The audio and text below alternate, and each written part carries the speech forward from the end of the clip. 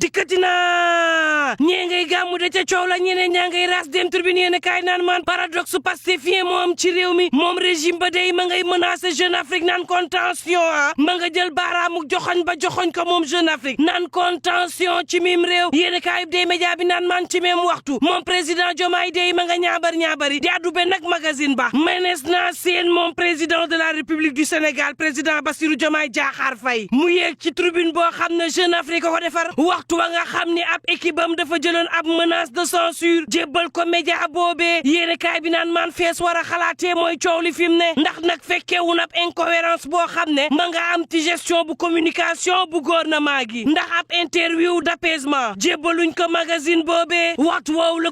Quotidien xamal ma ne am na militaire sénégalais boo xam ne day réer na may gannaaw attaque ba am ca Djignaki weer a ngi nii gisunuk soldat soosé France daal di xidéem société civile ba ca Casamance ma ngay sàkku ab libération Le Quotidien di ma xamal ne fukki fan ak ñeent ci weeru avril lañ ko kidnappé ci zone bu Palmier waxtu woowu l'armée nga doon amal ab opération bu ratissage gannaaw attaque boo xam ne amoon na ca Djignaki te benn bande armée boo xam ne identifié wuñ ko amal ko militaire ba nga xam ne nag ma nga seenug loxo Henri Ndekki naan seen frère la seen xarit la ku ñu war a libéré la yéene kaay bi naan man société civile bu Casamance day ma ngi cay addu fi mu ne waxtu woowu tribune naan man Azoura Fall placé nañ ko garde à vue di ko toppee attentat aux bonnes mœurs l'enquête naan man ab fluide daal di am waxtu woowu ci coowal na haute trahison bi nga xam ne yëkki nañ ko ci réew mi bicci ko fi yéen kaay bi naan man code pénal bu Sénégal code bu procédure pénale ñoom ñëpp nag prévoir ñu fi mu toll nii haute trahison donte nag bind nañ ko ci constitution bi 1963 ak tey loi bi nag leer na nañ mënuñoo topp ab ancien président ci ab haute trahison bu dee loi ba nag leeragul jël ab président ni ko daj ne dees ko jugé toppee ko trahison daanaka rek l'enquête naan man daanaka rek mënta nekk bu ñu sukkandikoo ñoom ci juriste yu bari Gilbert Koumak Faye docteur ci droit privé la xamle na ni nag juge bi ci boppam mooy apprécier contenu bi l'observateur naan man boobu ñaawteef yaa ngi doon wéyam ci réew mi ab cadeau boo xam ne piste nañ ko nag ci situation bu finance ci réew mi bomb la boo xam ne daanaka ndàmpaay lañ ko dippee juróomi milliards yu toftal juróom-ñeent fukk ak juróom benn ci ay millions moom la nu goxee nag ca trésor gannaaw élection yi xam na ni nag ay ndàmpaay lañ ko doon doyee ci ñoo xam ne nag bëccëgug 9 février gi dañoo subir daal ay yàqu-yàqu Synergie Afrique yéene kaay bi naan man jot na ci ñeenti milliards juróom-ñeenti téeméer daanaka ak ñeent ci ay millions ENA Chine jot juróom-ñaari téeméer juróom-ñeent fukk ak benn ci ay millions opération ba yéene kaay bi naan man ñett ci ay seenoo lañ ko dàbbalee amal ko ñaar fukki fan ak juróom benn ci weeru mars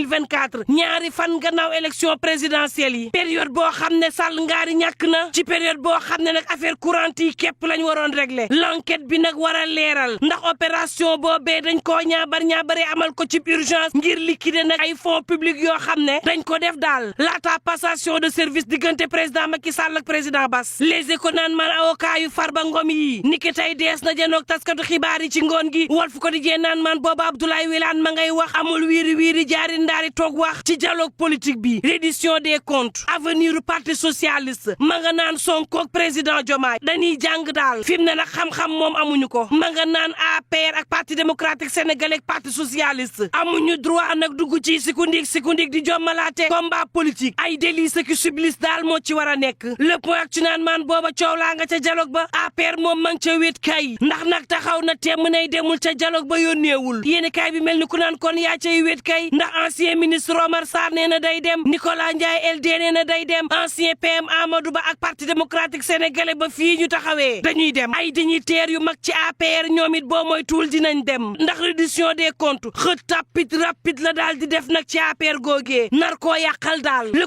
Quotidien naan maan booba gouvernement gi day ma nga jël ay mesures jëm nag kon ci nawet 2025 gi ak prévention gi l'info yéene kaay naan maan fukk ci commandement moom Ousmane Sonko def na ko lépp yéene kaay bi naan maan ci bañ nawet goo xam ne daal dina tongal askan wi Tribune yéene kaay naan maan ma dikkaat ci coowal titre foncier 1451 R ba coowal titre foncier boobee nga xam ne njabootu njabootu ndem si yàlla Mbargou Diagne ñoo ko moom ma ngay nag andi ay bruit yu rëy ci réew mi ñoom ña nga xam ne seen nonos baay ak maama daal dina ni génn ci ceellaaral ga ñu nekkoon tàmbalee dóor ci table bi nag xam le ni ñaari téeméer juróom fukk ak juróom ñetti hectares yooyee nekk ca jaxaay seen ndonos maama décision de justice jël nañ ko jébbal leen ko terewul suuf soosee ay prédateur foncier ña ngi ca teg loxo Demba Anta Jama nga xam ni mooy mandataire ba xam le ni suuf si suufuk njabootu Mbargou Diagne la moo taxit ma nga naan leen ci intention le boog ci naan man ci wàllu formalisation yu groupement yu soxna yi waaye tam ngir defi jéego ngir ñu mën teg loxo ci suuf si waaye tam teg loxo ci financement yi am nay GIE yoo xam ne ña nga ca diggante Kanel ak Matam sensibiliser nañ leen ba mar day taali ci lu ni mel groupement d'intérêt économique bii di Mamadou Bay di bileel bëgg nañu nag seeni membre nga xam ne li ci ëpp ay soxna lañu ñu formaliser wu ngir mën a am ay ndimbal yoo xam ne ci ay subvention lay bàyyee koo jóge ci nguur gi suuf si nga xam ne dees ko bayee ñu mën ci teg seen loxo waaye tam lees loo booleel bayu suuf si it ñu mën cee teg seen loxo sabab gi daal moom moo di soxna yi mën a moomal seen bopp demal seen tëggay guy Le Soleil yéene kaay naan man moom jiitum réew mi ci Africa CO Forum bu Abidjan exposé na ay ambition numérique yu Ndakaaru libé naan man immeuble ba nga xam ne nërmeelu na ca Ngor enquête ba xamle na ni ay liggéey yoo xam ne daanaka dañ doon gas-gas bu xóotuwaay bokk na ci li nga xam ne moo tax immeuble bi nërmeelu entrepreneur baag yeneen ñett ciy liggéeykatam yéene kaay bi naan man defeere nañ ko ca parquet ba libé naan man fit gi